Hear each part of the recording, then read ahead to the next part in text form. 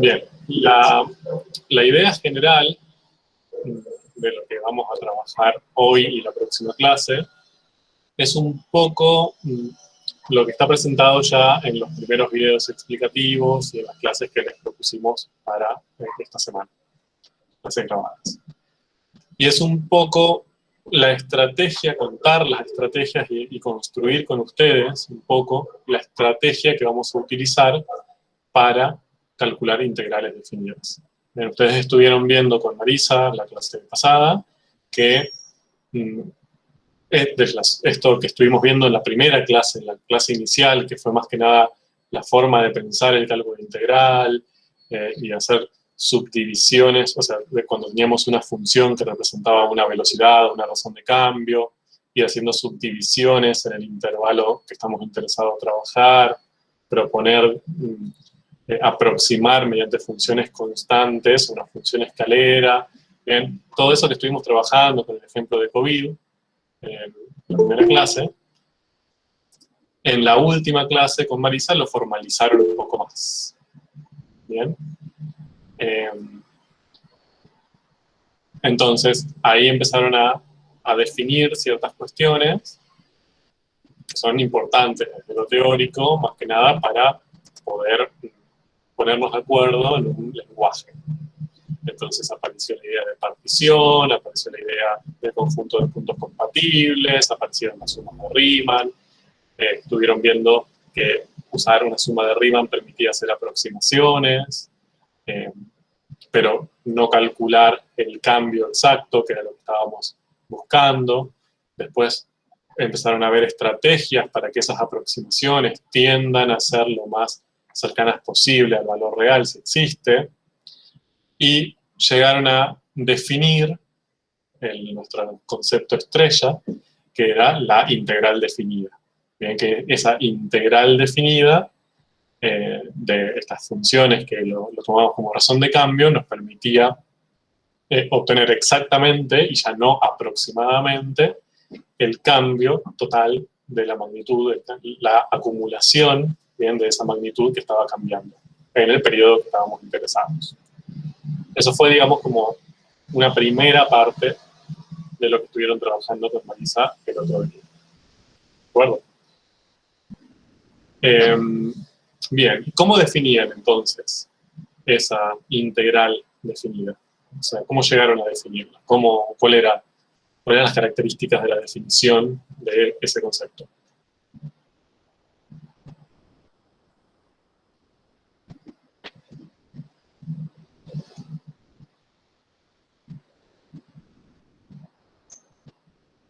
Hoy voy a estar preguntón, así que la idea de esto es que vayan respondiendo un poco ustedes. Así que anímense, no hay problema.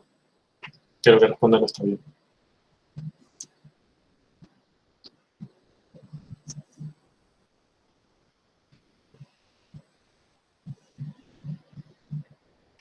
¿Cómo preguntaste, profe? ¿Cómo se definía la integral definida de una función? ¿Puede ser como una variación total? Bien, en realidad ese era nuestro objetivo. Nosotros queríamos, a partir de la integral definida, hallar exactamente esa variación total de esta magnitud que estaba cambiando. Pero ¿cómo la definíamos? Cuando tiene el dominio definido. Sí, bien. Como el número.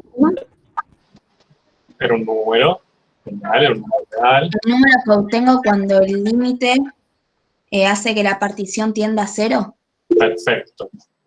Exacto, Valesca, bien, Alfonsina. O sea, lo que necesitábamos era, primero, o sea, nuestra estrategia era plantear una suma de Riemann, que dijimos era una aproximación, era una estrategia aproximada para hallar ese número.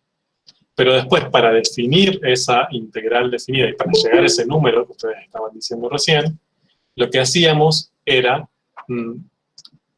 pensar, pedir que la norma de la partición tienda a cero. Es decir, que esa partición se componga de infinitos rectangulitos con base infinitesimalmente pequeña. Bien, o sea, es que ese subintervalo, en el que dividíamos el intervalo en el que estábamos trabajando, tenga una longitud lo más pequeña que podamos, bien, que tienda a 0. Y usábamos la estrategia de la norma de la partición para asegurarnos que todos esos subintervalos tengan una longitud que tendía a 0. Ahora, cuando hacíamos eso y planteábamos un límite, ¿se acuerdan que era un límite de una cuando la norma tendía a 0, de la sumatoria de f, y quedaba la suma de Riemann ahí, y quedaba un choclo algebraico bastante feíto, y decíamos, si este límite existe, a ese número, bien, que era el resultado de ese límite, le llamábamos integral definida de la función entre a y b. Entonces, en definitiva, nos planteamos un objetivo inicial que era calcular ese cambio, bien, de esta magnitud cuya razón de cambio conocíamos, en un cierto intervalo.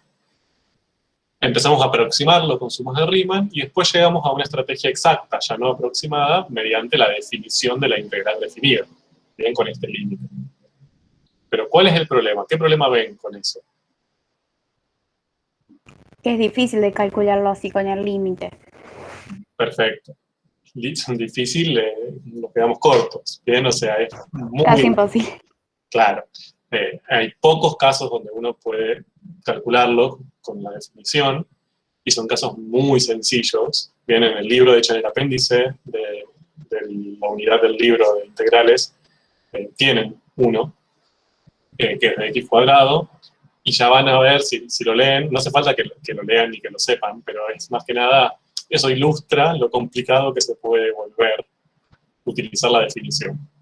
Recuerden que para derivadas no pasaba eso. Hemos calculado derivadas por definición, ¿sí? Que era el límite del cociente incremental, y lo hemos hecho. Pero con las integrales se nos complica un poco la vida. Entonces, el objetivo de lo que vamos a empezar a ver ahora es, bueno, ¿cómo llegamos a ese resultado, bien, a ese número, sin saltando por arriba, sin meternos en la resolución de ese límite que es prácticamente imposible? Bien, ya un poco empezaron a verlo y a trabajarlo con Marisa, pero vamos a meternos con más detalle. Bien, entonces voy a presentarles algo y dejo de verles. Así que cualquier cosa por micrófono, por favor. Bueno, entonces vamos a, como siempre, con este tema, la idea es que trabajemos con algunos ejemplos paradigmáticos. Bien. Después vamos a generalizar al final, intentar llevarlo para todos los casos. Pero en principio empecemos con algún ejemplo que sea fácil de ver. Seguramente lo que estuvieron viendo con Marisa, o habrán terminado más o menos por ahí, en la clase anterior, es la presentación de un nuevo concepto que era el de función integral. Bien, vamos a empezar a meternos un poco con eso. Y voy a trabajar con una función quizás un poquito más complicada para analizar que la que estuvieron trabajando con ella, que estoy seguro que habrá sido la identidad. Bien. Entonces, acá les presento nuestro conejillo de indias en esta primera parte, que es la función 2x más 1. ¿Ven? Una función lineal, conocida por todos, que en principio tiene dominio real, pero lo vamos a acotar para que sea más sencillo la forma de pensar y que no nos complique tanto la vida, a un dominio entre 0 y 6. Bien, es decir, vamos a trabajar con este segmentito de recta que va entre la del origen y bien, este punto, el 6, 13. Y ahora lo que quiero que intentemos hacer es calcular de alguna manera, de algún modo, a ver qué se nos ocurre, exactamente esta integral definida. Bien, ¿cuánto vale esa integral entre 0 y 1 de f? ¿Qué se les ocurre hacer? Calcular las áreas de la figura que se forma, digamos, entre la recta y el eje X en el intervalo de 0 a 1. Perfecto. Bien, acá, si nosotros, lo único que sabemos ahora de esto que está escrito acá, que es una integral definida, es su definición.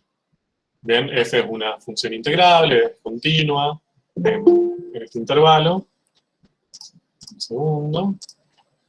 Entonces, conocemos la definición de esta integral definida, que dijimos que era el límite cuando la norma tendía a cero, de la sumatoria, toda esa cosa horrible. Bien. Y sabemos cómo pensarlo. Dijimos, bueno, mi intervalo de integración es el 0, 1. Es decir, empieza desde acá hasta acá. Entonces, yo lo que tendría que hacer sería subdividir este intervalo en subintervalitos, generar rectangulitos, ¿bien? Con una imagen constante para cada subintervalo, ¿bien? Y hacer la suma de Riemann. Ahí obtendríamos un resultado aproximado. Bien, ahí vamos. Voy a dibujar un ejemplo. Esto va a ser difícil con el mouse, pero bueno, tengan paciencia. Una cosa así. Ven ahí, hice una partición en 3 subintervalos y una suma de Riemann. Ustedes me dan, bueno, para cada uno de estos rectangulitos hago base por altura, porque justo la función es positiva en el dominio 0,6. Hago base por altura de cada uno de estos rectangulitos, sumo y con eso aproximo el resultado de esta integral definida. Ahora, yo no quiero aproximar, yo quiero el resultado exacto. Entonces, ¿qué debería hacer con esta estrategia?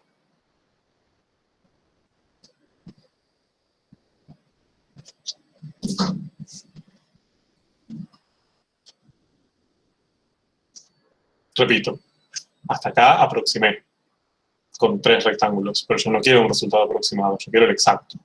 ¿Qué tendría que hacer? Infinitos rectángulos. Infinitos rectángulos. Bien, disminuir la longitud de la base de estos rectangulitos infinitesimalmente. Bien, y hacer infinitos rectángulos. Entonces, lo que tendría que hacer sería como infinitos, rectangulitos muy, muy, muy finitos, infinitesimalmente finitos, y que cubran todo ese intervalo. En definitiva, si hago eso, lo que voy a estar haciendo es cubrir el área de esta figura. ¿Bien? Que es un trapezoide. Entonces, el área de esa figura estaría cubierta por todos esos infinitos rectangulitos que yo tendría que hacer. ¿De acuerdo? Bien. A ver, ¿qué hacen en el chat? ¿Podremos considerar la suma del área del rectángulo y del triángulo que está bajo la curva? Exacto, perfecto. Bien, qué útil esta alarma que está sonando. Bien, entonces, como yo quiero calcular ese área, yo me la puedo arreglar. Puedo calcularla. Y puedo calcularla porque lo que tenemos ahí, básicamente, es una figura geométrica bien basada en la geometría tradicional. Entonces, siguiendo el consejo de su compañera, lo que podemos hacer es dividirla, subdividirla en ese rectangulito y ese triangulito. Profe, Sí, a mí lo que se me había ocurrido también era calcular un rectángulo grande, sí, o sea, hasta el 3 en Sí. el eje Y, y después restarle el triangulito que se me queda por encima de la gráfica. excelente. Ningún problema. Perfecto. También podemos hacerlo así. Sí, sí, sí. Voy a usar esta porque me va a ser más sencillo para lo que sigue, pero también es una estrategia válida.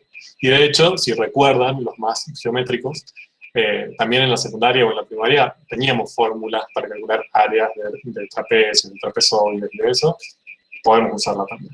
Yo lo voy a dividir así porque me parece un poco más simpático y porque me va a ser más sencillo para lo que sigue. Bien, entonces, ¿cuánto vale el área de este rectangulito? 1. 1. Bien, lo voy a escribir así. Área del rectangulito más área del triangulito. Bueno, perdone la desprolijidad. El área del rectangulito vale 1. Y la del triángulo es base por altura, es decir, 1 por 2 Un medio. sobre 2. 1 también. Sí, fíjense, es 1 base por Ah, altura, claro. 2 sobre 2. Bien. 1, entonces, 2. ¿De acuerdo? Entonces ya sabemos que el área de esa figura geométrica, que podemos pensarla en este caso, esto no siempre lo vamos a poder hacer, pero en este caso que justo tenemos la suerte de que podemos, podemos relacionar ese área con la integral definida. Entonces decimos, esta integral definida vale 2. Y ahí nos salteamos todo, el cálculo del límite, de la sumatoria, de Riemann y todo eso, lo salteamos. Utilizamos una aproximación geométrica. ¿Ok? Bien. Todo suyo. Díganme cuánto vale esa integral definida.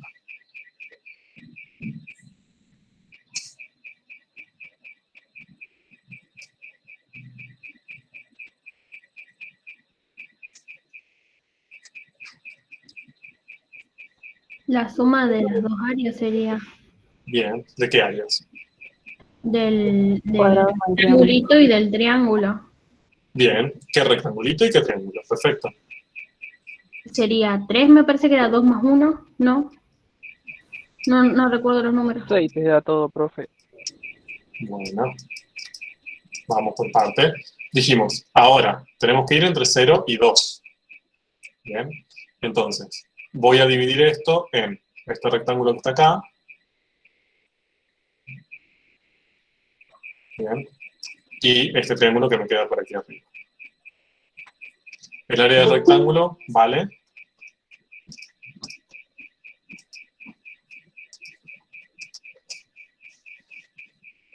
2. 2. Y la del triángulo, 4. tenemos base 2, altura 4. Bien, Tenés 8 sobre 2, 4. perfecto. Entonces, toda la integral me da 6. ¿De acuerdo? Entonces acá fíjense, nuevamente, y perdón que sea molesto con esto, pero encontramos para este caso, y repito, para este caso, una estrategia útil para poder calcular esas integrales definidas, recurriendo al área, recurriendo a una aproximación geométrica, sin salteando toda la definición molesta del límite, de la suma, de Riemann. Bien, y así podemos seguir. Si estamos con la integral entre 0 y 3, ahora voy a cortar acá. Entonces lo voy a dividir en este rectángulo, bien, que tiene área 3, más este triángulo, que tiene área 3 por 6, dividido 2. 18 dividido 2, 9. Y esto me da 2. Bien, si alguno se va perdiendo, si alguna se pierde o necesita que lo expliquemos de otra manera, me dice. Pero siempre es la misma estrategia. Si voy con 4, corto acá, rectángulo, triángulo, daría 4 más 4 por, acá tenemos 8 sobre 2. 4 por 8, 32, dividido 2, 16.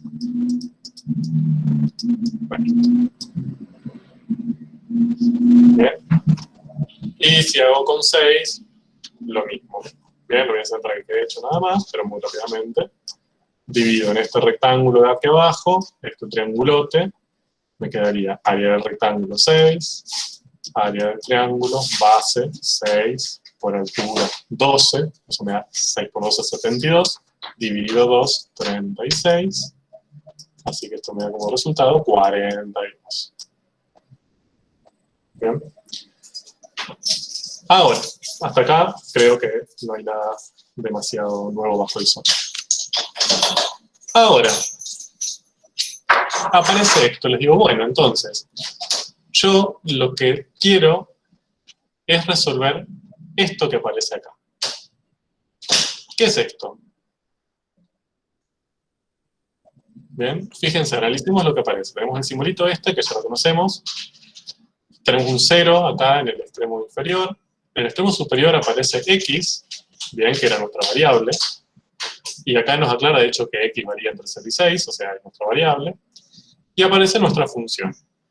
Bien, acá, y esto lo aclaro porque siempre me lo preguntan, acá se le pone otra variable adentro, fíjense que antes decía x, ahora dice t, simplemente para que no se confunda con esto.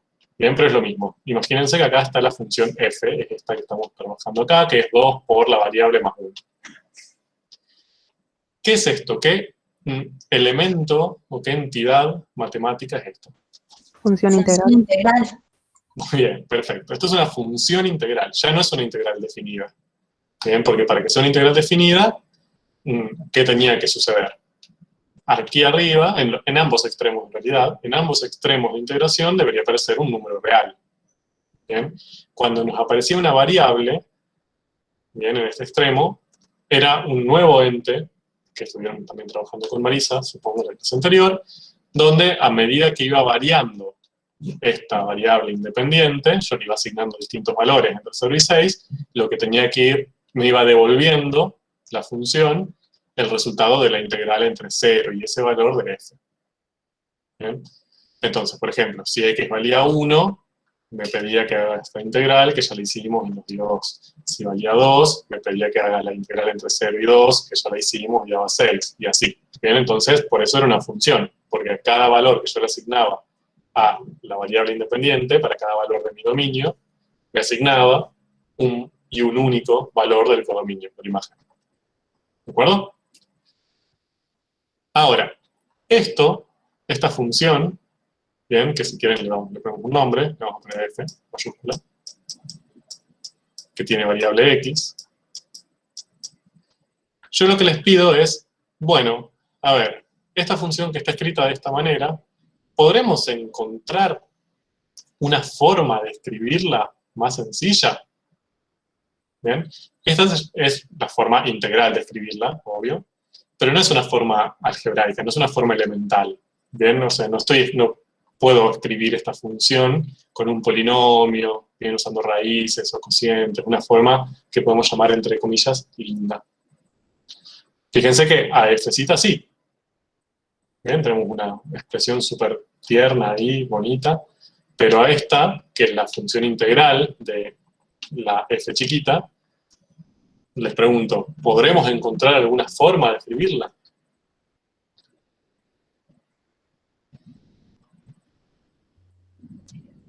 Buscando las primitivas.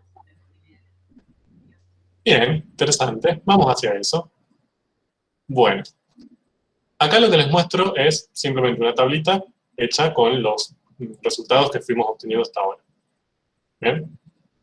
Si x vale 0, ¿cuánto vale la integral de f zeta entre 0 y 0?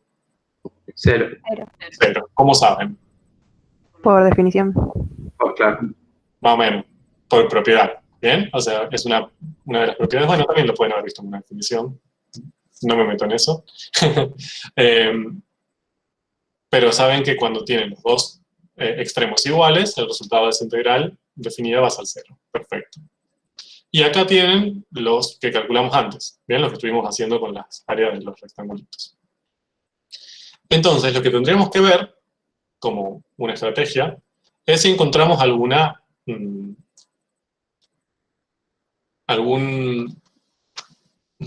norma, algún patrón, ¿bien? Que nos permita, a partir de este número, hallar este número.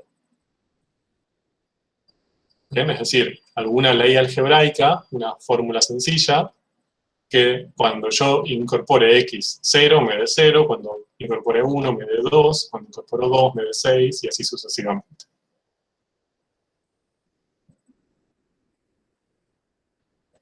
¿Se les ocurre?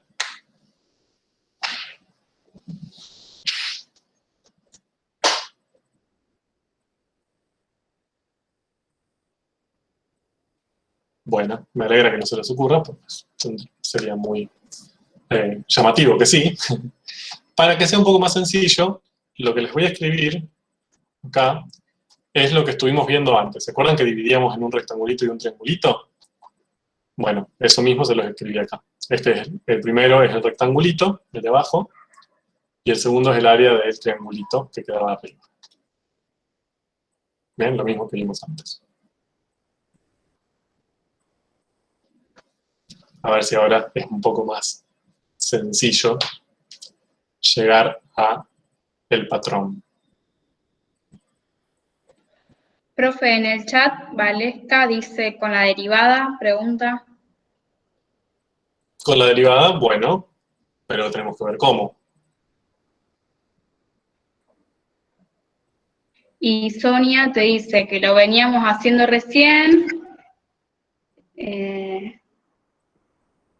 Bueno, anda al chat y fíjate porque no sé cómo decir. Sí, a ver. X por 1 más f de x menos 1 por x. A ver. X, o sea, x más f de x menos 1. Y menos 1 por x no me da. Bueno, pero fíjense lo siguiente. Vamos, les voy a dar una pista. Fíjense que lo primero, el primer término que estamos sumando. ¿Este número quién es? X. Ese es x. Bien, o sea, si acá hay 1, acá pongo un 1. Si acá hay un 2, acá pongo un 2. Así que ahí tenemos x. Ese no nos complica la vida. ¿Y el segundo? X más X a la 2. Bien. X cuadrado sería. Perfecto. Entonces, fíjense que si yo conozco el valor de x, bien, es decir, si a mí me informan, o sea, digo, esta es la función integral, bueno, evaluemos esa función para tal x, 3, por ejemplo, yo este resultado, que es lo que da, bien, de esta integral definida entre 0 y 3, lo puedo pensar como ese número, x, más x cuadrado, más ese mismo número al cuadrado. Y hasta ahora fíjense que en todos los casos que hicimos, que calculamos, vale. ¿Bien? ¿Podemos asegurar que vale para todos los números entre 0 y 6? No, sabemos que vale para estos. Pero el patrón parecería decir, ¿bien?, que para cualquier valor x que yo incorpore acá arriba, ¿bien?, es decir, que yo valorice mi función integral en cualquier x, podría hallar ese resultado de esa integral definida como x más x cuadrado. Esto es interesante. Bien, o sea, si yo les digo, por ejemplo, la integral entre 0 y 5 de f, bien, ustedes me dicen, bueno, una estrategia que fue la que usamos antes es hacer el rectangulito, el triangulito, ir calculando y hacerlo desde una perspectiva geométrica. Pero otra, que tendríamos que ver si funciona o no, sería obviarnos de hacer todo eso y tratar de usar esta fórmula que acabamos de deducir. Que no, en realidad no la dedujimos, la indujimos, ¿bien? Entonces acá diríamos, bueno, si el valor extremo, si x vale 5, entonces esto debería ser 5 más 25, ¿no? X más x cuadrado, que debería ser 30.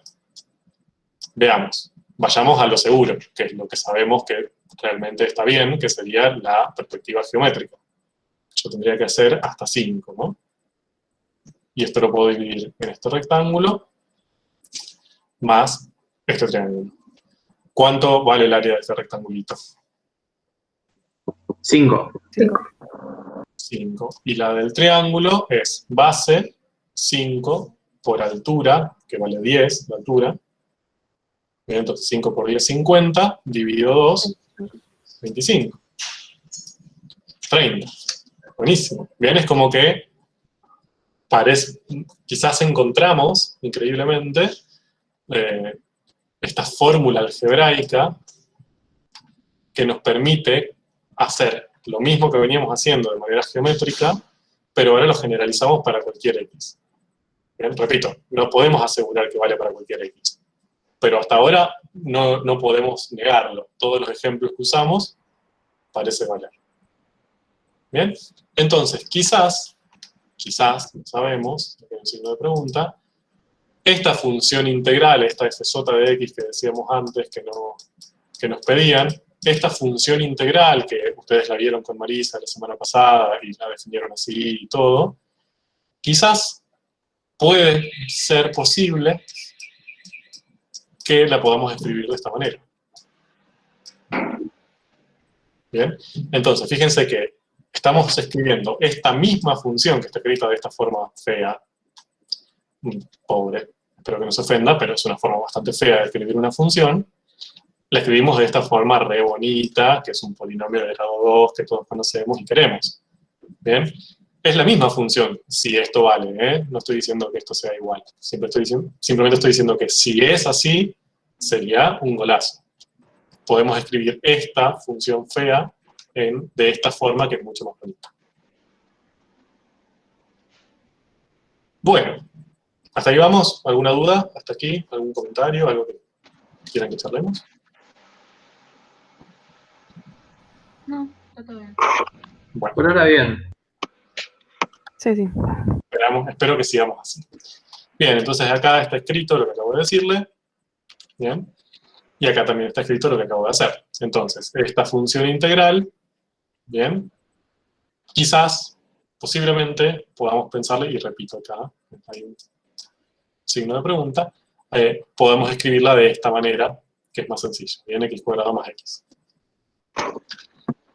Bien, entonces, recapitulando, empezamos con esta función, bien, 2x más 1, que es la que tenemos acá graficada, dijimos entre 0 y 6. Después nos preguntamos, bueno, a partir de esta función lo que yo planteo es su función integral.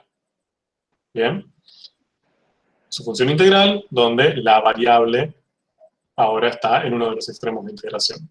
Y a esa le voy a llamar f sota, ¿sí? Para diferenciarla de esta, la original, que es f sota. Entonces, bueno, esta es la función integral y parece ser, no lo sabemos, pero parecería ser que esa función integral, en definitiva, tiene esta ley. Lo podemos escribir no de esta forma fea, sino de esta forma linda, que es x cuadrado más x. Ahora, si hacemos eso, y ponemos esas dos conclusiones desde donde partimos, que fue f zeta, y la expresión que hallamos potencialmente para su función integral, ¿qué ven? Que una es primitiva de la otra. Bien, que una es primitiva de la otra, o, si lo analizamos al revés, Que una derivada de la otra. que una es derivada de la otra, ¿bien? Es decir, que f zeta es la derivada de f sota, ¿bien? O, al revés, que f sota es una primitiva de f zeta, ¿bien? Que es lo que acabo de escribir acá simbólicamente. Bien, entonces, acá encontramos algo particular. Nosotros estamos, a ver, ¿por qué le digo particular? Y lo que me interesaría es que se den cuenta de lo grandioso que es esto. Porque nosotros estamos queriendo calcular integrales definidas. O sea, nuestro objetivo inicial fue calcular integrales definidas.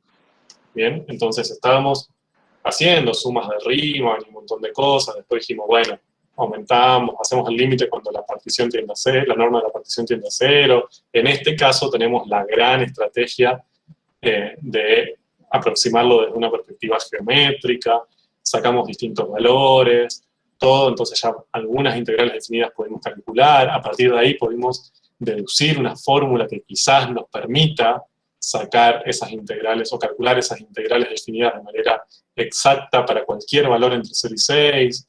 Genial. Integrales, estábamos calculando integrales. Y de repente aparece en el medio una derivada. Bien, nada que ver. Ahí colgadísima. Bien. Ahora, ¿tienen que ver entonces las integrales y las derivadas?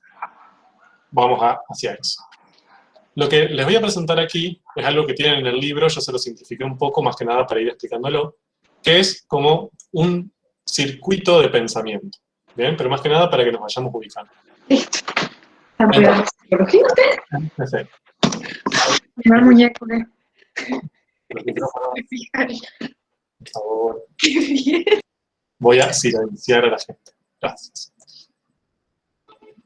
Bueno. A ver, no estoy viendo. Ahora sí. Entonces, partimos de esta función, de una función f con un dominio en un intervalo cerrado, ¿bien? Para simplificar la vida. Después se puede extender a dominios abiertos. No nos compliquemos la vida. Empezamos una función f. En nuestro ejemplo, arriba va a estar lo genérico y abajo va a estar nuestro ejemplo. Nuestro ejemplo fue la función 2x más 1, que era la lineal, en el intervalo 0,6, bien, en el que estuvimos trabajando recién. Entonces, lo primero que dijimos fue, bueno, a ver, si esta es mi f, ¿puedo hallar alguna expresión para alguna de sus funciones integrales? Bien, fíjense que acá lo que tengo escrito, bien, es una de sus funciones integrales, donde la variable está aquí, y este c es un valor constante, bien, no es variable. Bien, en nuestro caso, en el ejemplo, dijimos, bueno, quiero la función integral relacionada con esta función entre 0, que es lo que vale c en nuestro ejemplo, y x, que es la variable. En el dominio que estamos trabajando, en el 0,6. Y ahí nos surgió la duda. Nos surgió la duda de, bueno, ¿qué pasa acá? Bien, cómo podemos trabajar con esta función integral en este caso. Bien, cómo la podemos, más allá de ir reemplazando valores en x y calculando la integral definida, no teníamos posibilidad. Pero lo que dijimos recién es, bueno, geométricamente, y acá es importante que ustedes se den cuenta que este paso lo hicimos a partir de la geometría, bien, y analizando todos los triangulitos y rectangulitos, propusimos, como idea, que esa función integral, f sota, podría corresponderse, o podríamos escribirla de una forma más sencilla, como x cuadrado más x. Bien, entonces, para esta función f 2x más 1, podríamos proponer esta expresión para su función integral, entre c de x, que sería x cuadrado más x. Y después dijimos, pero acá tenemos una conexión. Si yo a esta función integral que encontré a partir de una perspectiva geométrica, la derivo, obtengo a f. Bien, entonces esto en el libro lo van a encontrar ustedes como lo que se llama el ciclo o el circuito íntegro diferencial. Porque primero queremos encontrar algo relacionado con las integrales, que en este caso era la función integral, pero encontramos que hay una conexión entre la expresión de esa función integral con la derivada, con una derivada en el medio, que sería que la derivada de esa expresión es mi expresión original. ¿Bien? ¿Me siguieron? Entonces por eso se le llama circuito integral diferencial, porque primero intento ir hacia una función integral y después me doy cuenta de que tiene una conexión, bien, al derivar para volver a mi función original. Y acá aparece, se propone o se ve como que integrar y derivar parecerían tener como efectos opuestos, ¿no? Como que invierten el sentido de camino. Bien, estamos yendo hacia un lado y después volvemos al principio. Ya después vamos a trabajar un poco más sobre esta idea de la integración y la derivación. Escuché el chat, a ver si hay alguna pregunta. Bien. Bueno. Excelente. Hasta acá, ¿dudas? ¿Comentarios? ¿Ganas de llorar? No, profe. Bien. Está bien. Y acá aparece lo que ustedes me dijeron, que f es la derivada de f sota, ¿bien? O que f sota es una primitiva de f sota. Nada nuevo bajo el sol. Bueno, todos felices y contentos hasta que ya no lo estamos. Ahora vamos a trabajar, porque esto nosotros lo propusimos, fíjense que acá hay una generalidad acá arriba. Bien, abajo es el ejemplo con el que estuvimos trabajando, pero acá arriba se plantea bastante genérico. Entonces, si vamos a generalizar, no podemos conformarnos con trabajar con una recta, o con un segmento de recta. Vayamos a este caso, que todos queremos y adoramos. Vamos a ver qué pasa si la función ahora no es 2x más 1, f. Vamos con una un poquito más compleja, como el coseno. Bien, entonces fíjense que acá tenemos la función coseno, y vamos a trabajar en el intervalo entre 0 y pi sobre 2. Bien, y yo les digo, bueno, hagamos lo mismo que hicimos antes. Bien, recuerden que antes empezamos tratando de calcular distintas integrales definidas y de ahí deducir una fórmula sencilla para la función integral. Hagamos lo mismo. ¿Cuánto vale la integral definida entre 0 y pi sobre 6 de esa función?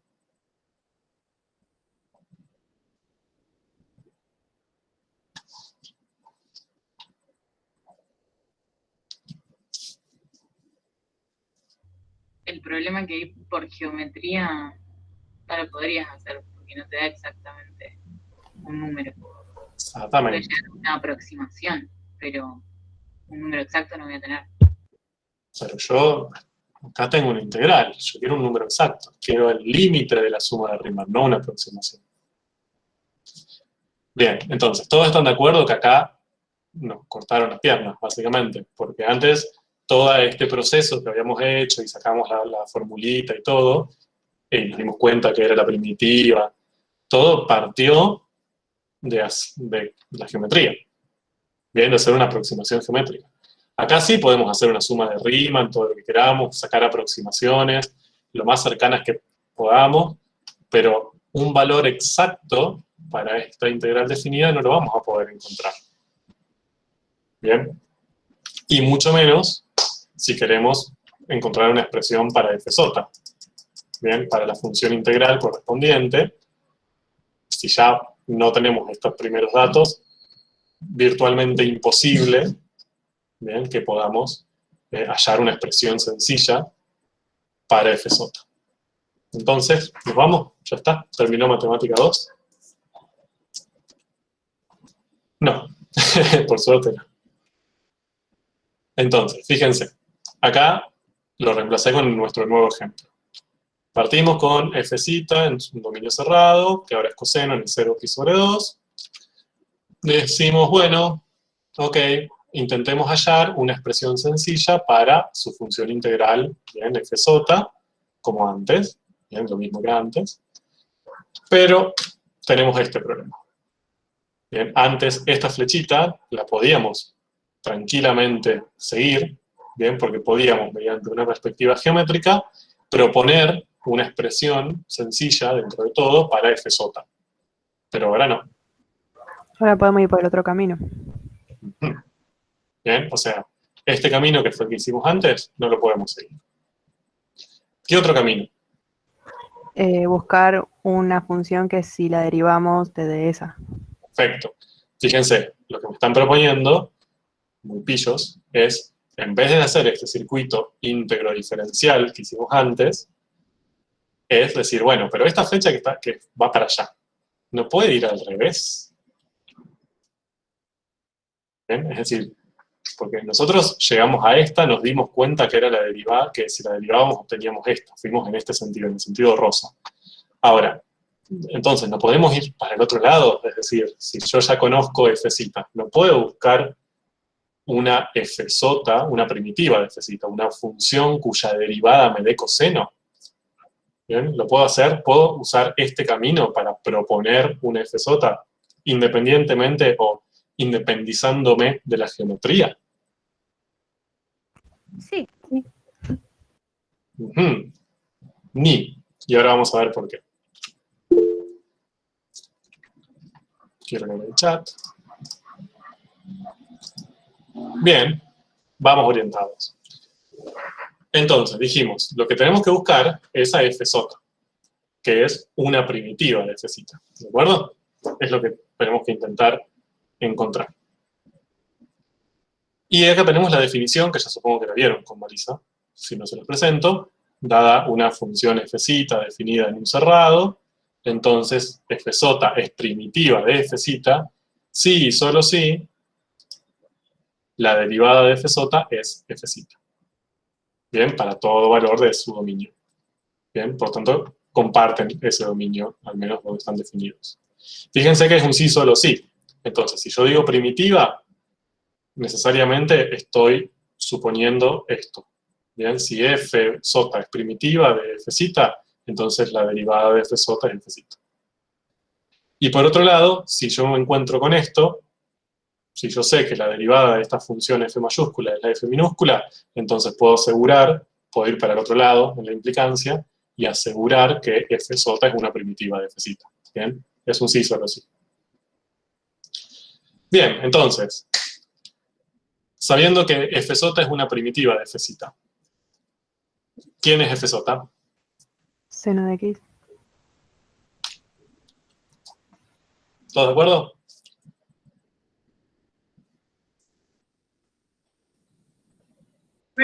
Sí. Bien, o sea, yo acá tengo un coseno, una función, una primitiva, seno, perfecto. ¿Escuchó? ¿No era menos seno de X? No, o sea, menos seno es la derivada del coseno. Ah, de una. Bien, ahora estamos buscando una función cuya derivada sea el coseno, que es el seno. Y cualquiera, digamos, si le sumamos al seno de X más 2, sigue siendo la derivada coseno, digamos. Ajá, interesante. O sea que si yo agarro seno más 5, también es una primitiva, ¿o no? Hay infinitas primitivas. Seno menos 8, por ejemplo. En definitiva, seno más k, siendo k un real, cualquiera, también es una primitiva de f. Bien, entonces ahí apareció un obstáculo en mi camino. Porque acá, cuando íbamos en el camino rosa y hallábamos una posible expresión para f mayúscula, como antes x cuadrado más x, cuando derivábamos obteníamos una única función derivada. Si derivábamos eso nos daba 2x más 1 y listo, punto, nadie dudaba. Si vamos para el otro lado, el problema es que si partimos de f, encontramos infinitas primitivas. Siempre si encontramos una, encontramos todas. Miren que son infinitas. Entonces, ¿cuál es la que yo necesito? ¿Cuál es f sota?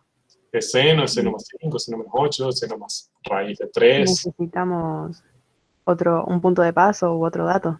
Bien, excelente. Para eso vamos a meternos en estudiar las propiedades de las primitivas. Bien, de ahí vamos a sacar información interesante y que nos va a permitir responder esta pregunta. Bien, la primera es la siguiente. Si la función p es primitiva de f, entonces p más k también lo es, bien, siendo k un número real.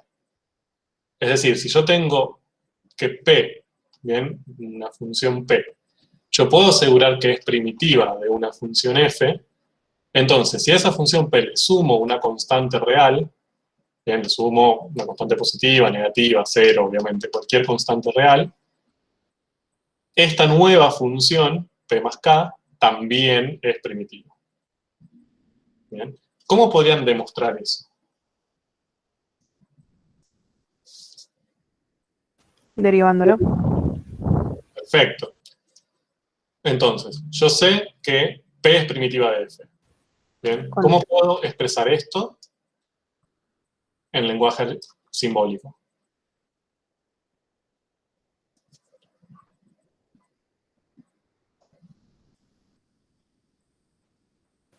P derivada de X es igual a F de X. Excelente. Si P es una primitiva de F, yo sé que cuando derive P voy a obtener F. ¿De acuerdo? Porque es una primitiva. Bien. Recuerdo, antes en la definición de primitiva había un sí, solo sí, así que podíamos ir de un lado para otro. Si aparecía la expresión primitiva, podíamos plantear esto, o si aparecía esto, podíamos decir que era una primitiva. Bien. Y entonces, ahora su propuesta es, derivo. Bueno, tengo que derivar esto. Si cuando derivo esta nueva función que tengo aquí, si fuese esa nueva función una primitiva de f, la derivada, ¿qué tendría que darme? O sea, si yo derivo p más k. F. P o f. O sea, repito. K, o sea, cuando vos la derivás, K se va. Porque es una constante. Perfecto. Te queda f de x. Si yo a p más k lo derivo, Bien, acá tengo una suma, así que puedo hacer derivada de P más derivada de K. Derivada de P, porque es una primitiva, yo sé que vale F. Y la derivada de K, como es una constante, es 0. Bien, entonces yo acá lo que demostré es que si derivo una primitiva más una constante, siempre me va a dar F. Perdón, si derivo P más una constante, siempre me va a dar F. Por lo tanto, toda esta expresión también es una primitiva de F. ¿De acuerdo? Porque su derivada es F. Bien. Por eso infinitas. Por eso infinitas. Bien, fíjense que acá K no es un solo valor. Son infinitos valores. Bien. Cualquier duda, comentario, vayan frenándome o diciéndome. Bien. Vamos con la segunda propiedad. P y G son primitivas de F. Entonces, P menos G es igual a K. Bien. Esto, si lo leo de otra manera, yo cuento con dos funciones que son primitivas de mi función F. Entonces, difieren en una constante. La diferencia entre estas dos funciones necesariamente tiene que ser una constante. No me puede aparecer un término lineal, ni cuadrático, ni una raíz, ni un seno. No. La diferencia es sí o sí un número real, constante. ¿Bien? ¿Cómo demuestro esto?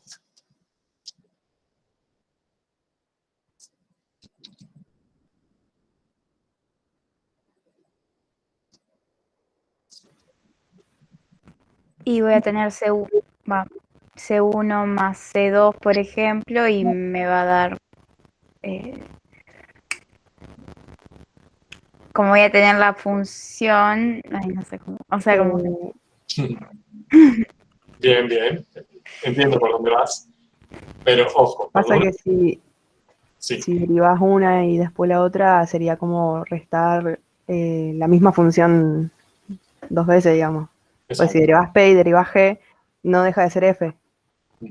Y la constante, bueno, te daría 0, creo. Ajá. Vamos, perfecto. Tienen todo lo que dijeron está bien, hay que armarlo. Bien, a ver, empecemos por lo siguiente.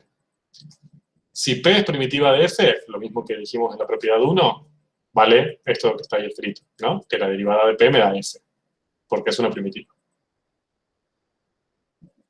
Si G es una primitiva de F, pasa lo mismo. La derivada de G me da F. Bien. Ahora, si yo resto P menos G, bien, que es esto que está acá, P menos G es una función. Bien, es una función que surge de restar esta función menos esta función. Que en principio podría ser cualquier función. Podría ser una constante, una lineal, una cuadrática, algo que no sea polinómico, una función horrible. Bien, acá estamos proponiendo que es siempre una constante, pero eso lo tenemos que demostrar. En principio tendremos que aceptar que puede ser cualquier función. Entonces, acá está P menos G. La estrategia que podemos hacer, que fue lo que ustedes estuvieron diciendo recién, es, bueno, a esta función que yo obtengo al restar las dos primitivas, la voy a derivar. ¿Bien? Bueno, ¿por qué voy a hacer esto? Porque yo la información que tengo, bien, mi hipótesis, la información con la que cuento y que puedo asegurar, es cuánto vale la derivada de P y cuánto vale la derivada de G.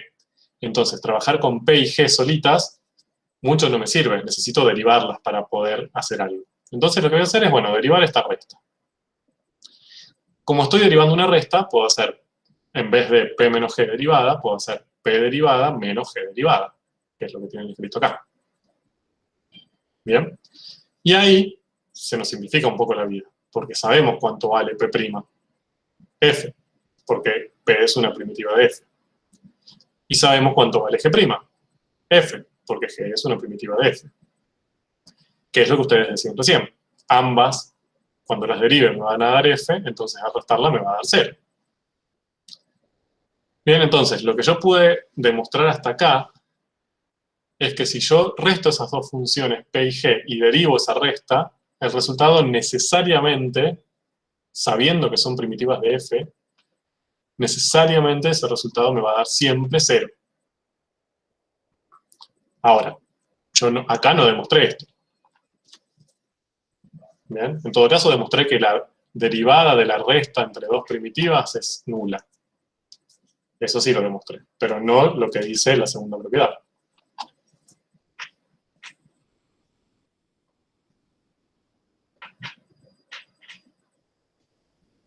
¿Qué hago? ¿Lloro? Pero yo no sé que si la derivada de P o de G después me va a dar Fx, es que hay una parte, digamos, creo yo que va a ser la misma, entonces se va a anular en la resta, entonces me va a quedar como esa constante que me quedaría sumando ya sea en P de X o en G de X, entonces la llamo K, digamos. Bien, a ver, vos lo que estás pensando acá, estás yendo como al revés, ¿no? Como si yo conozco f, una primitiva va a ser una expresión más una constante, y si busco otra primitiva va a ser una expresión más, esa misma expresión más otra constante. Bien, entonces si las resto, al fin y al cabo me van a quedar sobre las constantes. ¿De acuerdo? Pero ojo con eso, porque acá estamos yendo en el sentido opuesto. Acá yo sé que son primitivas, P y G, y tengo que demostrar que la resta es una constante, no al revés. ¿Bien? O sea, vos lo que me estarías demostrando ahí sería como en el orden inverso, en el sentido inverso. Como si la implicancia se diese vuelta.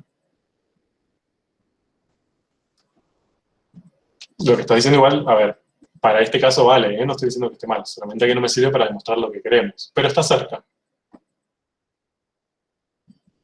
Bien, repito mi pregunta. ¿Cómo hago para demostrar esto? Bien, haciendo uso de lo que ya hicimos recién.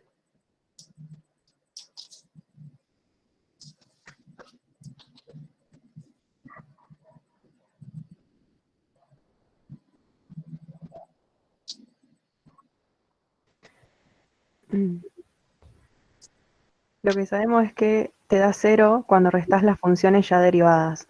Si no la derivás a la función, ¿te daría una variable o la misma constante? Como que no sé, ahí es donde me confundo.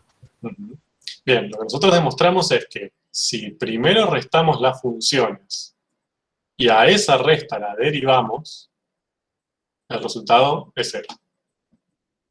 Siempre. Bien, esto es lo que demostramos. Hasta ahora. Es que en realidad P y G van a ser iguales y lo que va a ser diferente es la constante. Por eso van a ser las dos primitivas de F. Pero no sé, si es seno de X más 1 y la otra es seno de X más 2, te queda solamente la constante. Perfecto. ¿Puede ser o no? A ver, lo que están diciendo es correcto. Bien, no digo que esté mal, solamente que no nos sirve ahora para demostrar eso. Básicamente lo que nosotros estamos queriendo demostrar es que una primitiva seguramente es la otra cambiando una constante. Primero restamos y después derivamos. O sea, hacemos P y G, se hace una función nueva, no sé, una nueva, y a esa función nueva la derivamos. O sea, en vez de derivar por separado y después restarla y después derivarla. Bien, perfecto. Pausa. Explico las dos cosas que me propusieron para que quede claro. Voy por la primera que me dijeron. Si yo digo P es una función más una constante y G es una función más otra constante, bien, que es lo que me dijeron ustedes recién, seno más 1, seno más 2, por ejemplo, ahí yo estoy usando esta propiedad. Bien, ustedes me propusieron esas dos funciones porque saben que las primitivas difieren en una constante. Bien, pero yo no puedo hacer eso, porque yo estoy queriendo demostrar que eso es así. ¿Se entiende? No puedo usar el resultado para demostrar algo, porque obviamente me va a dar siempre verdadero, porque estoy usando ese resultado. ¿De acuerdo? Ahora, yo esto lo tengo que demostrar de alguna manera. Yo lo único que sé, con lo único que cuento de información, es que P y G son primitivas de F. Bien, que lo puedo traducir al lenguaje simbólico así. Que la derivada de P es F y la derivada de G es F. Lo que hicimos después, que fue más o menos con lo que me fueron diciendo, es restamos P y G sin derivar, derivamos después, Y demostramos que, haciendo pasos lógicos, siempre la derivada de esa resta me da 0. En el chat, Sonia pone, podemos probar que P es igual a G más la constante, que es lo que dice la propiedad 1. Bien, pero ojo. La propiedad 1 lo que dice es que si yo conozco una P, entonces conozco infinitas. Bien, porque si conozco a P, todas las que sean P más una constante también son primitivas. Ahora, si sumamos, perdón, que si sumamos las dos funciones P y G, va a dar una función similar, pero con la constante, o sea, sumando las dos constantes, ¿o no? bien, pero ustedes no pueden partir del hecho de que difieren en una constante, porque es lo que están queriendo probar. A ver, lo que me proponía Sonia no está mal, no es ilógico. Ella decía, bueno, si yo lo que probé es que P es primitiva, entonces P más una constante es primitiva, bien, entonces, ¿por qué no uso eso acá? Ojo, porque ustedes lo que probaron en el 1 es que si conocen una primitiva, ¿de acuerdo? Conocen infinitas, porque esa expresión más una constante también va a ser otra primitiva. ¿Bien? Eso es lo que probaron en el 1. Ahora, esto no quita la posibilidad de que existan otras primitivas, además de estas. Bien, voy a dar un ejemplo. Sabemos que P es x cuadrado. Y decimos, bueno, esa es una primitiva, la conocemos. Entonces, todas las funciones que tengan forma x cuadrado más k, también van a ser primitivas. Eso es lo que dice esta propiedad. ¿De acuerdo? Ahora, ¿puede existir una primitiva que sea x cubo? Sí, quizás sí. No sé, este teorema, esta propiedad no me quita la posibilidad de que exista otro tipo de primitivas que no sea estas.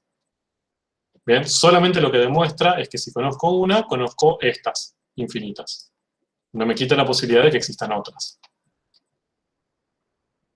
Bien, entonces no puedo decir P y G, como ambas son primitivas, entonces, bueno, P es P y G es P más K. No puedo decir eso porque quizás G es otro tipo distinto.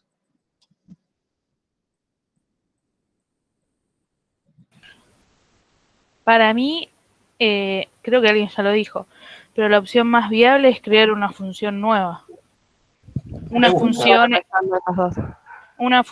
qué sé yo, jx, en donde esa función sea igual a px menos gx. Me encanta. Voy a ir por esa opción. Entonces, esta p menos g que está acá, le vamos a poner un nombre. Bien, no sé, j, me dijeron ustedes. J de x. Entonces, lo que yo demostré recién es que si yo a esa j, que es la resta, la derivo, me da 0, ¿no? Es lo que acabo de demostrar. Bien. Ahí vamos. Hermoso. Ahora.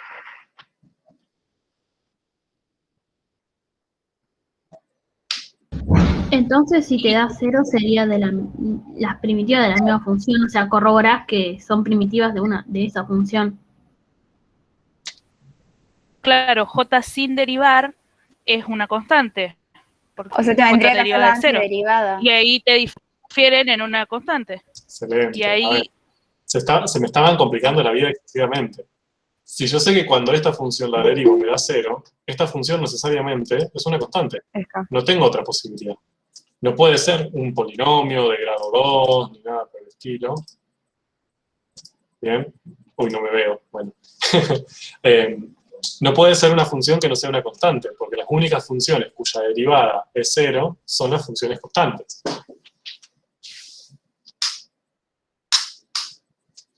Tengo la luz, así no estoy en la oscuridad. Bien. ¿De acuerdo? ¿Hasta ahí me siguieron?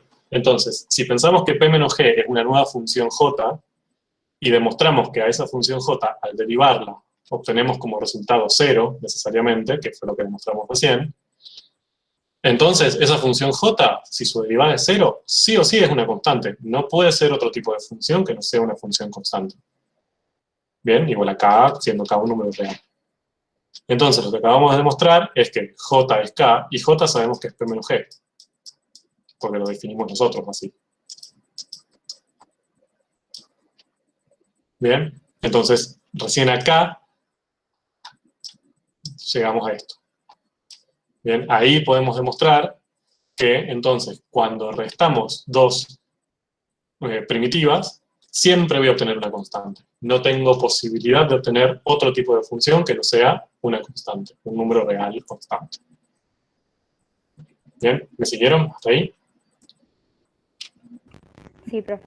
Bien. Ahora, fíjense, y esto lo recalco porque su propuesta no era incorrecta, solamente que no me servía para lo que yo estaba buscando. Yo no puedo usar en el medio el hecho de que difieran en una constante. No puedo decir P es, no sé, x cuadrado y la otra es x cuadrado más 3. Eso no lo puedo hacer porque es lo que estoy queriendo demostrar. Yo estoy queriendo demostrar que difieren en una constante. No lo puedo usar en una demostración. ¿De acuerdo? En esa demostración, digo. Tengo que llegar, sin suponer que difieren en una constante, tengo que demostrar que difieren en una constante. ¿Ok? Bien, y todo esto está resumido. Ah, qué bonito. Bueno. Vamos a borrar. Bien, está resumido aquí. Entonces, si la derivada de P menos G, que nosotros llamamos J, es 0, entonces P menos G es una constante, que es lo que queríamos recién demostrar. Que también podemos expresarlo de esta manera, si paso la G sumando. Que una de las primitivas es la otra más una constante. Siempre. Y recién acá demostramos que si conocemos una primitiva, todas las demás tienen que ser esa misma primitiva, ¿bien? O mejor dicho, dos primitivas difieren en una constante. No puede haber otra estructura matemática distinta, ¿bien? Que no sea la misma de la que yo conozco, más una constante. ¿Qué fue lo que pasaba en lo que decíamos antes? Bien, en el ejemplo que decíamos, bueno, yo conozco x cuadrado, entonces sé que x cuadrado más k son primitivas. Dijimos, bueno, esto no nos quita, la propiedad de 1 no nos quita la posibilidad de que exista, por ejemplo, otra primitiva que sea x cubo. Bueno, ahora la propiedad 2 sí lo hace. Nos dice, si son primitivas, difieren en una constante. Cuando resto dos primitivas, difieren en una constante. No puede pasar otra cosa. Entonces, si yo ahora este x cubo y este x cuadrado las resto, no es una constante lo que obtengo. Entonces, esto es imposible. Bien, es la propiedad 2 la que me garantiza que si encuentro una, encuentro todas. Bien, entonces, en resumen, la propiedad 1 lo que me dice es, si encuentro una, encuentro infinitas. ¿De acuerdo? Me dice, si yo encuentro la estructura de una primitiva, ya con esa conozco infinitas más, porque le sumo o resto valores reales y encuentro infinitos. Infinitas funciones primitivas. Entonces, si encontré x cuadrado, ya encontré x cuadrado más 1, más 2, más 3, más raíz de 5, menos 7, más pi, todas esas van a ser primitivas también. Y el 2 lo que me dice es, bueno, si encuentro una, encuentro todas, no solo infinitas, sino todas. Porque la única posibilidad que admiten las primitivas es diferenciarse en una constante. No se pueden diferenciar en x, o en x cubo, o en seno de x, o lo que sea, solamente en un número. Entonces, la única posibilidad que tengo para generar nuevas primitivas es a una que ya conozco, sumarle o restarle números reales. ¿Bien? Más o menos se ve la diferencia entre las dos propiedades. ¿Qué quieren decir? Sí, profe. Sí. Bien, entonces, esto también tiene un corolario gráfico que me gustaría verlo. Entonces, sigo en el 12, tengo P' es F, G' es F, es decir, ambas son primitivas de F, y lo que acabamos de demostrar, que ambas difieren en una constante. Entonces, supónganse que esta, la que tengo acá, es, no sé, P. La que tengo ahí graficada. ¿Bien? ¿Cómo se imaginan a G? Igual pero desplazada. Excelente. ¿Bien? La única posibilidad que tengo para las funciones G, ¿bien? Como cumplen esto, que solamente difieren en una constante, es que sean la misma función, pero con un desplazamiento vertical, porque le estoy sumando un número. ¿Bien? Entonces, posibles G serían estas. Bien, fíjense que es la misma función roja, que es P, pero desplazadas hacia arriba o hacia abajo. Obviamente tengo infinitas, ¿no? Acá yo dibujé 3 de las posibles. Bien, hasta ahí estamos. Ahora, una consecuencia importantísima de esta propiedad es que estas curvas, bien, estas gráficas de primitivas, nunca se cruzan entre sí. Bien, no es imposible que si yo conozco una de las gráficas, otra gráfica de otra primitiva de la misma función se cruce con la que yo conozco. Bien, porque básicamente va a ser la misma que yo conozco, pero subida o bajada, bien, desplazada verticalmente, bien, y por lo tanto siempre se va a correr de la que yo conozco hacia arriba o hacia abajo. Por ejemplo, fíjense en un punto.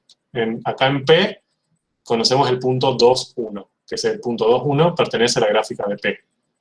Bueno, entonces, si pertenece el 2, 1 a la gráfica de P, es imposible que el punto 2, 1 pertenezca a la gráfica de alguna otra primitiva de F. ¿Bien? Como todas sufren desplazamientos, para 2, solamente esa va a tener imagen 1. Las otras van a tener imagen desplazadas hacia arriba, como por ejemplo acá. ¿Bien? O desplazadas hacia abajo, como por ejemplo acá. ¿Bien? Pero nunca el mismo número. Y de hecho, eso es lo que nos permite asegurar, aunque muchas veces cuando leen esto no les representa mucho, no les significa demasiado, la propiedad 3, que les dice que si P y G son primitivas de la misma función, que es lo que estamos viendo hasta ahora, y además que P en un valor del dominio es igual a G en ese mismo valor del dominio, es decir, que si yo reemplazo a ambas primitivas con el mismo valor de X y me da la misma imagen, entonces son la misma función, necesariamente. No puede darse el caso de que sean dos funciones distintas y que esto suceda. Bien, dicho de otra manera, si yo acá, para 2, reemplazo en la función P y me da como imagen 1, y reemplazo 2 en la función G y también me da 1, entonces no me queda otra opción que P y G sean la función roja. No puede darse el caso de que una sea la roja y otra sea otra función que justo pase por este punto. Imposible. Ya dijimos que no se cruzan. ¿De acuerdo? Entonces, ¿para qué me sirve esto? Esto lo que me permite decir es que si yo conozco, ya con un único punto de una primitiva, ya conozco, puedo definir toda la primitiva. Bien, un único punto me da la posibilidad, la información suficiente para definir toda esa primitiva sin equivocarme. ¿Sí? No me permitiría hallar diferentes primitivas. Con un punto que conozca de esa primitiva, ya conozco, la puedo definir a esa primitiva. Bien, ¿hasta ahora quedó claro? Sí. Sí. Bien. Entonces, súper resumen, la primera propiedad me dice, si conozco una primitiva, conozco infinitas. La segunda, sumándole constantes. La segunda me dice, bueno, si conoces una, conoces infinita, pero además conoces todas. Porque no tenés posibilidad de encontrar otra primitiva que no difiera de una constante. Es decir, esto que le hiciste acá arriba es la única posibilidad de obtener otras primitivas. Entonces, ya conoces todas. Y la tercera me dice, bueno, perfecto. Ahora, si vos conoces un punto, bien, que pertenece a la gráfica de una de las primitivas, entonces podés definir esa primitiva. Ninguna otra va a pasar por ese punto. Hay una única que pasa por ese punto. Bien. Entonces, sí. El tercer punto, o sea, teóricamente me está diciendo que cada una, o sea, nada más pasa por un único punto, o sea, como que no se puede repetir cada primitiva en un mismo punto. Claro. O sea, no es que cada una pasa por un único punto, sino que si vos conocés un punto y una primitiva que pasa por él, vean cuya gráfica pasa por él, como en este caso, otra no puede hacerlo. ¿De acuerdo? Ok. Sí, sí, gracias. Bien. Entonces volvemos a lo que estábamos haciendo antes con nuestro problema con el coseno. Ven que nos complicó la vida ese coseno, como siempre. Entonces dijimos, tenemos el coseno, por este camino que fue el que hicimos antes, no podemos ir porque acá teníamos un paso que dependía de la geometría que ahora no tenemos posibilidad. Entonces dijimos, bueno, vayamos por el otro lado. En vez de proponer una fz y darnos cuenta que su derivada era fz, bueno, vayamos al revés. Conociendo fz, busquemos una primitiva, una función cuya derivada es fz. ¿Bien? Y nos apareció un problema ahí, que es que no hay una única primitiva. Hay infinitas. Todas difieren por una constante, pero hay infinitas. ¿Cuál de todas es? ¿Bien? Entonces, si fz es coseno, yo para fz tengo estas infinitas posibilidades. ¿Bien? Son seno más k. Las propiedades anteriores me ayudaron un montón. ¿Por qué? Porque me permiten asegurar que no va a haber otra primitiva que no sea de esta forma. Como yo ya encontré seno, encontré una, ¿bien? Entonces me aseguran que todas las que yo le tengo que sumar una constante van a ser primitivas también, pero van a ser todas. Es decir, no voy a poder encontrar otra fz con otra expresión algebraica que no sea seno, ¿bien? Que sea primitiva. Yo sé que todas van a estar dentro de esta expresión. Pero bueno, eso no me soluciona el obstáculo. Bien, el obstáculo es, bueno, ¿qué hago ahora? Tengo un montón. ¿Cuál es la que corresponde? ¿Cuál es esta f que yo necesito encontrar? Entonces, ahora el punto es, digamos, ¿cuántos puntos, cuántos datos concretos sobre esa primitiva necesito para fijarla? ¿Uno? Un punto. Uno. Bien, es lo que me dice la propiedad 3. Si conocemos un punto, ya podemos determinar la primitiva. ¿De acuerdo? De las infinitas podemos decir, esta es la que yo necesito. Dicho de otra manera, puedo determinar el valor de k. ¿Bien? Entonces, yo lo que necesito saber ahora es un punto que pertenezca a la gráfica de esa primitiva que estoy buscando. Bien, es un punto, un par xy que pertenezca a la primitiva que yo quiero. Bien, a esta fz que va a ser, digamos, como la función integral, esta función integral, que es la que yo estoy buscando escribir. De una manera más sencilla.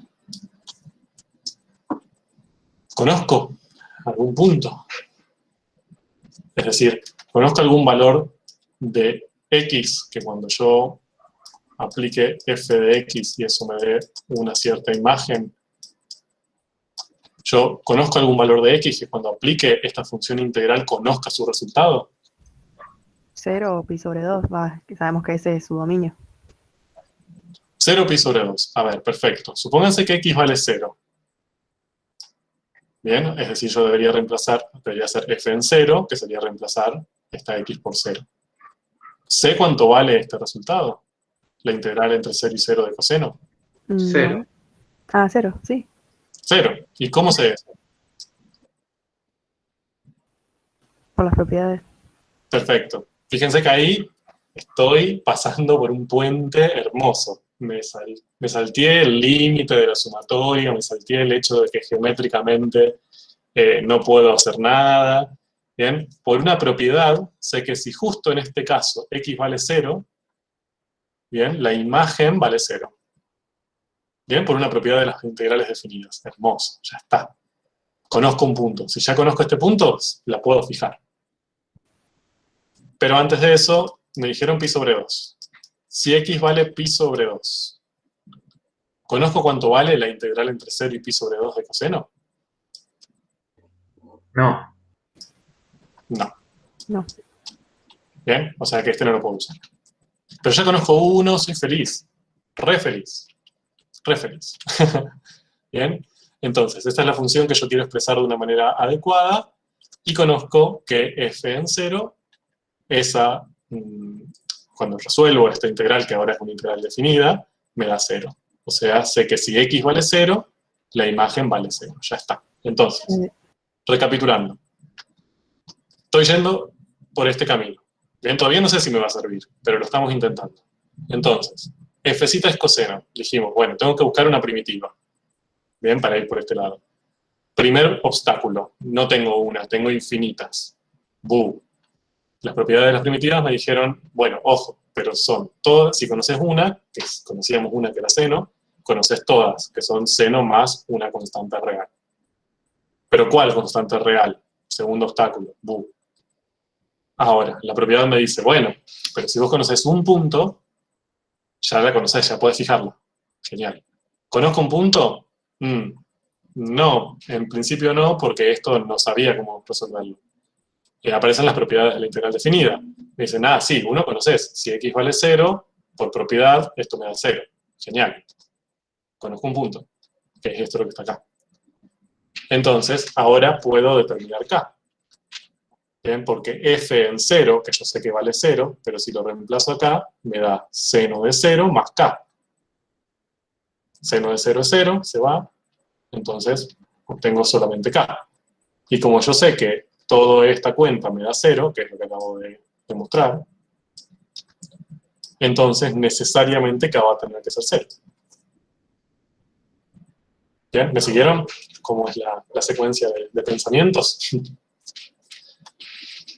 Entonces, yo lo que, con esta propiedad que tengo acá, lo que pude demostrar, o lo que pude hallar, es que la primitiva de las infinitas primitivas, la que yo estoy buscando, es aquella cuya constante, bien, indeterminada que tenemos ahí, vale 0.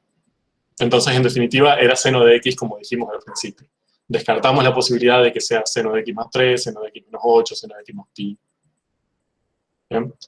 Entonces, en definitiva,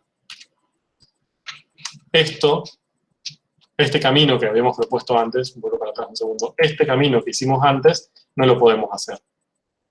¿Bien? Tan sencillo.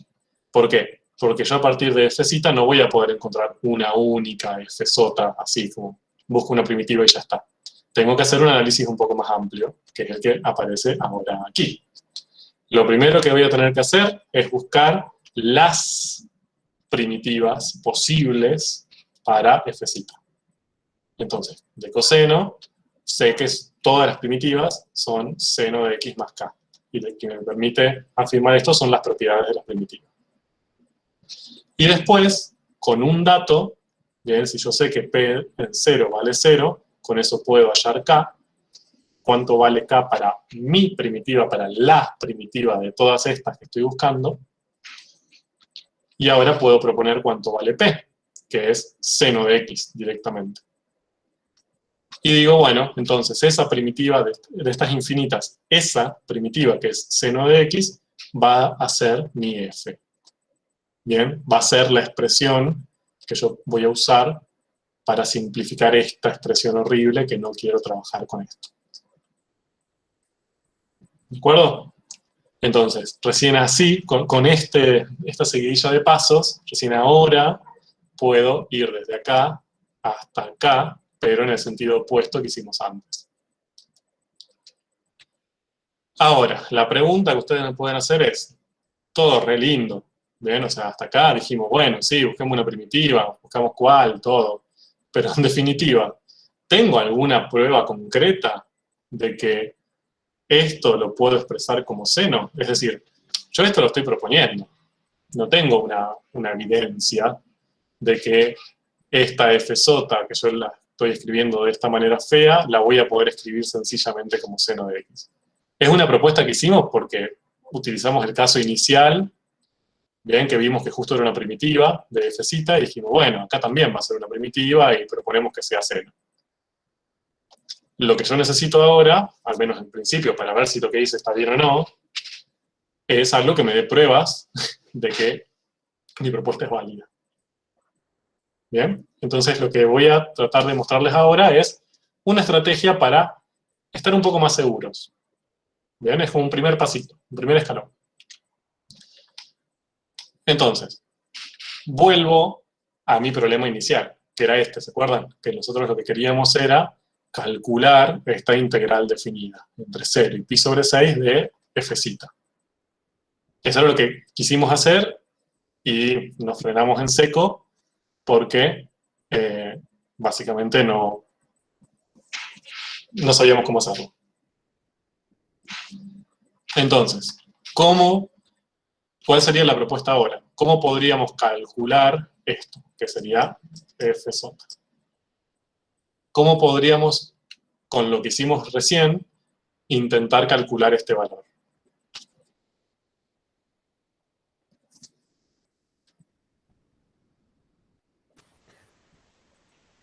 Buscando una función que derivada de coseno de x.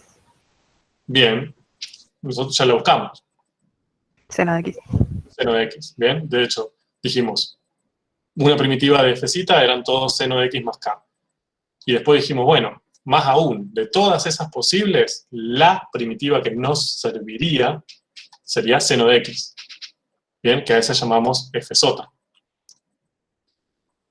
Entonces, ¿cómo hago con esa f sota para calcular este resultado? Sabemos que pasa por el punto 0,1. Sí, pero nosotros ya, o sea, el punto lo usamos para determinar cuál primitiva es. Ah, claro. Eso ya lo hicimos. Bien, que es lo que hicimos recién acá. Esto fue lo que nosotros proponemos. Bien, esto es nuestro objetivo, es lo que queremos determinar, y esta es nuestra propuesta. Nosotros proponemos que la función integral, perdón, la función integral relacionada con coseno, ¿de acuerdo? Que sería esta, ¿sí? Que es algo que nosotros no sabemos cómo calcular hasta ahora, porque dijimos, geométricamente no podemos hacer estimaciones, pero no la podemos hacer exactamente. Bueno, nosotros proponemos que esa función integral fea la podemos resolver de una manera más sencilla, así. Ahí en el grupo, en el chat pusieron de hacer seno en pi sobre 6 menos senos en 0.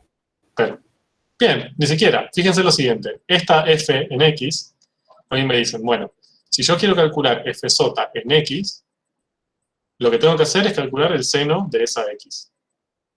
Bien, entonces, fíjense acá. Yo lo que estoy queriendo calcular acá, ¿qué es? Es la integral definida entre 0 y pi sobre 6 de f zeta. Bien, es decir, estoy queriendo hacer esto mismo que tengo escrito acá, solamente que en vez de en x, genérico, ahora en un valor particular, en pi sobre 6. Dicho de otra manera, yo lo que estoy queriendo hacer es valorizar la función integral en pi sobre 6. Bien, Ahí pusieron en el chat f sota es en pi sobre 6. Exacto. Yo lo que estoy queriendo calcular es f en pi sobre 6. Entonces, nuestra propuesta, ¿qué nos dice? Bueno, calcula el seno de pi sobre 6. ¿Bien? Esa es nuestra propuesta, repito, no tiene por qué ser verdad. Quizá esto me da un resultado que nada que ver, bien, y todo el trabajo que hicimos fue mentir. Bueno, ahora voy a borrar. Entonces, acá escrito más lindo lo que acabo de decir. Si yo quiero calcular esta integral definida entre 0 y pi sobre 6, como yo sé que la función integral relacionada la propongo que se puede escribir como seno de x, bien, entonces esta integral definida simplemente la puedo calcular como f en pi sobre 6, que es seno de pi sobre 6, que es un valor exacto que conocemos que es un medio. Entonces, nuestra propuesta, bien, con este método que hicimos recién y que estuvimos analizando, es que esta integral definida vale un medio. Ahora, eso lo tenemos que comprobar de alguna manera. Bien, tenemos que intentar ver si tenemos evidencia a favor o en contra. Bien. Bueno, ¿cómo se les ocurre? ¿Qué otra manera se les ocurre para calcular o para intentar llegar al resultado de esta integral definida? Para verificar si este resultado que obtuvimos en nuestra propuesta tiene sentido o no.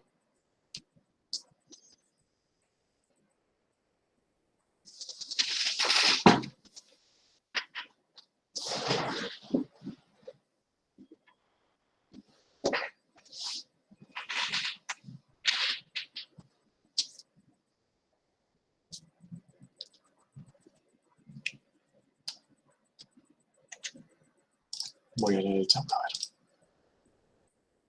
ver. Pi sobre 6. Todo lo que han dicho está excelente. Bien. ¿Qué se les ocurre, Ustedes me dirán, a ver, si supiera hacer eso, no hubiéramos hecho todo esto. ¿No? O sea, si tuviéramos tenido un método para calcular esto, no hubiéramos hecho todo el lío de, bueno, geométricamente no, entonces vamos por el otro lado, buscamos una primitiva, bien, ahí se nos complica un montón porque había infinitas, encontramos una, bueno, la propusimos, que es seno de x, usamos ese método, nos dio un medio. Si hubiéramos tenido una forma más fácil de hacerlo, ya está, lo hubiéramos hecho. Bien, entonces, exacto no lo podemos hacer. ¿Cómo podrían hacer para llegar a este resultado? Aproximadamente. Y por la suma de la suma de Riemann, digamos. Perfecto. Entonces, lo que podemos hacer, o una estrategia que tenemos para ver si esto tiene sentido o no, es usar una computadora, hacer una aproximación numérica. ¿Bien? Es decir, las computadoras lo que hacen es una suma de Riemann con muchísimos rectangulitos.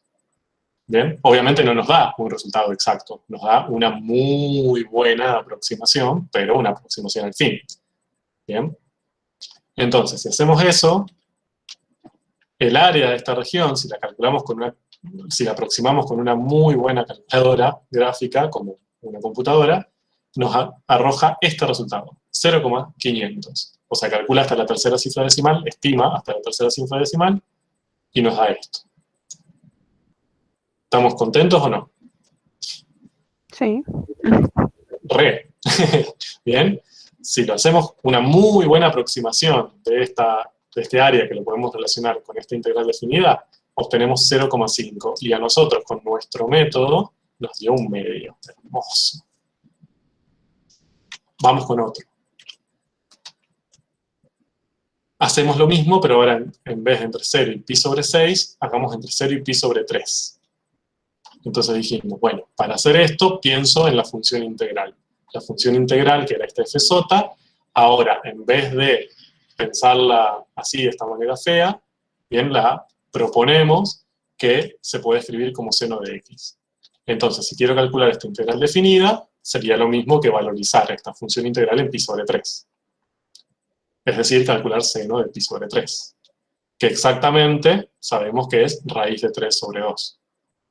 Entonces, nuestra propuesta es que esta integral definida vale raíz de 3 sobre 2. Si eso lo hacemos con una estimación gráfica, obtenemos 0,866. Eso es lo que nos da una computadora si hace esta estimación con muchos rectangulitos. ¿Cuánto vale raíz de 3 sobre 2? 0,866. Más o menos. A ver. Y muchos numeritos más. Bien, perfecto. Da 0,86602540378. Bien. Es como se cae, le habría que agregarle 0,254. Bien. Entonces, fíjense que hasta ahora tenemos evidencia que está a favor de nuestra propuesta de que esta función integral la podemos escribir de una manera sencilla como seno de x. Entonces, este signo de pregunta que estaba acá antes, como diciendo, bueno, esta propuesta tiene asidero, esta función podría llegar a ser esta f sota, o es una zaraza que estuvimos pensando, y bueno, hasta ahora, y parece que tenemos evidencia de que podría llegar a funcionar. Ahora, yo eso lo tengo que demostrar para todos los casos, ¿bien? O sea, no, acá yo estoy usando un ejemplo, que es el coseno. Pero ¿vale para toda función? ¿O qué características, qué condiciones tienen que cumplir las funciones para que esto valga? ¿Bien? Lo que nos falta ahí es generalizar un poco. No trabajar solo en ese ejemplo, sino tratar de ir para cualquier función. Entonces, cuando hacemos eso, surgen dos preguntas centrales. La primera es esta, que es, para cualquier f que yo tenga aquí, estoy trabajando, como acá el caso del coseno, siempre, en todos los casos, su función integral va a ser una de sus primitivas. Bien, porque eso fue una propuesta que nosotros hicimos y hasta ahora parece que está funcionando. Pero ¿vale siempre? Cualquier función que yo tome como fcita, voy a poder hacer este primer paso y buscar las primitivas de esa función. Cuando sabemos sacar su derivada, si la función es muy complicada, supongo que va a tomar más trabajo, pero no va a ser tan sencillo. Bueno, pero una cosa es que podamos o no podamos hacerlo. Otra cosa es si vale o no. Porque podemos decir, a ver, tenemos una función re molesta, que es re difícil encontrar una primitiva, pero ¿hay algo que nos permite afirmar que esa primitiva nos va a servir? ¿Bien? Porque quizás alguien nos dice, sí, la primitiva le sirve, intenten buscarla porque le sirve. Después quizás no la encontramos y lloramos, bien, tristeza. Pero, ¿hay algo que nos permita asegurar esto? Y la segunda pregunta viene acá. Supónganse que esto es un sí, ¿bien? Que para fcitas sabemos que las primitivas nos van a servir. Bueno, siempre vamos a encontrar infinitas primitivas. En el caso anterior, justo pudimos encontrar una estrategia para hallar el K, ¿bien? Para determinar de estas infinitas primitivas cuál es la que nos sirve. Acá puede surgir otra pregunta. ¿Eso va a pasar siempre? ¿Siempre voy a poder encontrar una manera sencilla de encontrar este K? ¿O se me puede complicar? ¿Bien? Y aquí, estas son dos preguntas hiperválidas, porque tranquilamente, si esta respuesta es no, es decir, no, para algunas funciones que esta fsota no es una de sus primitivas, es otra función distinta. Acá quizás yo tengo, no sé, coseno y la función integral, la forma sencilla de escribirla es, no sé, logaritmo del arco tangente, nada que ver. ¿Bien? Entonces ahí, listo, se me derrumbó todo. Toda esta estrategia que estuvimos utilizando ya no me sirve, porque si hay alguna que no sirve, no lo puedo generalizar para todos los casos. ¿Bien? Entonces, este es un paso necesario. Necesitamos encontrar algo que nos asegure que si yo conozco la función fcita, la función integral la voy a poder expresar como una de sus primitivas. Siempre. O al menos en una forma general. Y este segundo paso también es importante, porque supónganse que lo podemos expresar como una primitiva, pero después tengo infinitas primitivas y no tengo manera de determinar cuál. También, perdí. Ya está. ¿Para qué? Si encuentro infinitas, yo sé que son todas de la misma forma, pero no sé si K vale 7, 35, 0, menos 4. Obviamente, si este valor cambia, el resultado va a ser distinto, así que no me va a servir. Entonces, poder determinar ese K es fundamental también. ¿Bien? Entonces, estas dos preguntas son centrales. Necesito poder responder sí en ambas preguntas para que este método que ideamos me sirva. ¿Bien? Para que yo pueda, conociendo fcita, encontrar todas las primitivas, determinar la que me sirve y de esta manera expresar sencillamente una función integral. Bueno, afortunadamente, podemos responder que sí. Casi, ya veremos. Pero podemos responder que sí a ambos casos. Y quienes aparecen aquí para ayudarnos, en ambos casos, son nuestros queridos teoremas fundamentales del cálculo integral. Los teoremas fundamentales, vean que son dos, que veremos el próximo miércoles. Los que nos permiten hacer es generalizar estas dos preguntas, ¿bien? Estos dos pasos. Y nos permiten asegurar, ¿bien? Que si se cumplen ciertas condiciones, que ya veremos y analizaremos, si yo conozco fcita, la fsota, es decir, su función integral relacionada, va a ser necesariamente una de sus primitivas, y que además de las infinitas primitivas que puedo encontrar, tengo una manera sencilla y general de encontrar K, ¿bien? Para determinar cuál de esas infinitas primitivas es la que yo estoy buscando. ¿De acuerdo? Pero eso es un capítulo aparte, súper bonito, hermoso, que veremos la semana que viene. Bueno, dudas, comentarios, desmayos generalizados.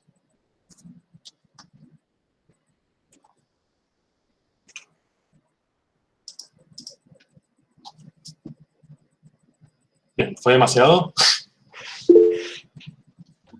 No, bien, profe. Sobre el final me empecé a mezclar, pero bien. Perfecto. Bueno, sí, a ver, el miércoles que viene obviamente retomaré, volveremos a verlo. Yo sé que es una cosa ahí trabalenguosa, pero lo que me interesa con esto que les mostré hoy es que entiendan cuál fue el desarrollo temporal de estos conceptos. ¿Bien? Porque si no, después terminamos como, sí, barro, y bueno, no. ¿Cómo se fue desarrollando? ¿Cómo se fueron haciendo las preguntas importantes? Fíjense que nosotros empezamos con un ejemplo muy sencillo de resolver, con la recta. Propusimos una función integral sencilla, x² más x, todo basado en la geometría, funcionó, ¿bien? Ya cuando apareció el coseno se nos complicó, pero nos las pudimos arreglar. Bueno, fíjense que empezamos de un ejemplo sencillo, la complicamos un poco, y ahora lo que estamos queriendo, y lo que nos queda pendiente en el tintero, es la generalización. Es cuando esto puede generalizarse a cualquier función. Bien, y eso nos vamos a meter con mucha parsimonia el próximo miércoles. Por ahora con esto, más que suficiente. Y creo que también es una buena base para que lean el libro, para que vean los videos. Bien, y para que vengan las consultas si necesitan información más. Vale, no subo estas diapositivas porque las hago como para la clase, pero las puedo subir sin problema. Las subiré a comunidades, sin problemas.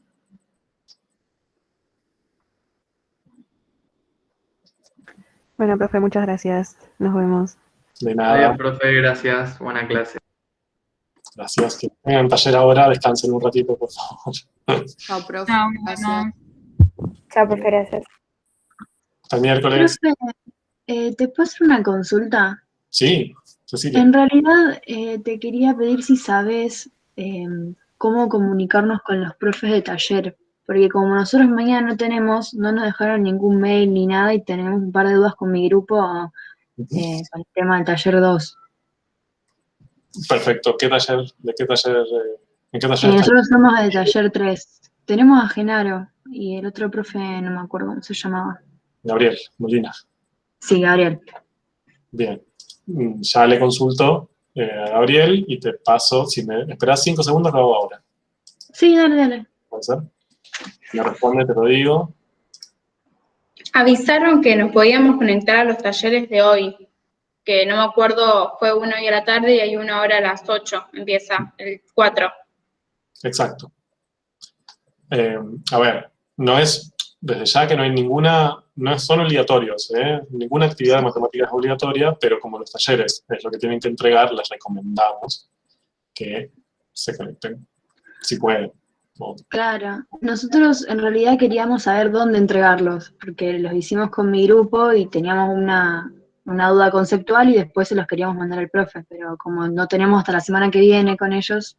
Tranqui, la entrega ya le vamos a avisar cómo, pero no va a ser inmediata. O sea, si los talleres son el miércoles, la entrega no es esa semana. Bien, entonces pueden aprovechar las consultas de las próximas semanas para sacarse las dudas, es la idea. Pero igual, ahora les pido, a ver, yo te recomiendo, por comunidades, que le mandes un mensaje, ahí seguramente te va a responder. Ok, por comunidad. Gabriel Molina. Dale, listo, sí, le mandamos, porque es una tontería, pero bueno, nos queríamos sacar la duda para poder cerrar el trabajo y tenerlo listo. Exacto, perfecto. Dale, muchísimas gracias, profe. De nada. Chao. Hasta luego. A ver, voy a grabar.